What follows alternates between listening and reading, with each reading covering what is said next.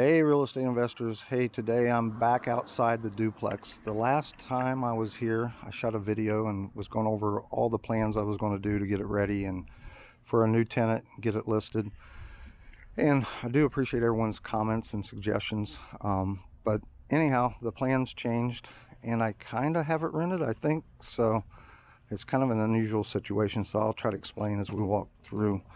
With the door, you can see I did not change that out. What I ended up doing was moving this over and adding these little foam wedges down at the bottom. And now you can see no daylight. It closes a lot tighter. There is a little bit of daylight down at the bottom, but not much. It's much better than what it was. So anyhow, after the last video, I took some pictures and another video and put this on Facebook Marketplace, and I did raise the rent quite a bit. I think I was at $11.20 with pet fee before, and I've been checking the market and there's nothing 3-bedroom 2-bath for under $1,300, and that's in the big apartment complexes. So if people like it, this is a better area than the big apartment complexes. So I listed it for $1,275 and right away got 2 qualified candidates. Here I just put in this little strip. These are like $10 and they just pop in there, but that took care of that problem. But anyhow, I got 2 qualified candidates. One was a guy transferring here for his work and the other was an agency, and what they do, they put a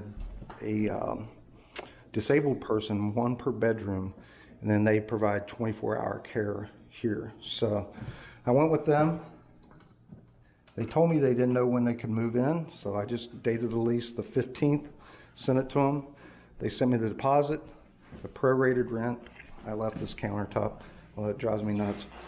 But they sent me the deposit, prorated rent, and then they paid rent for February.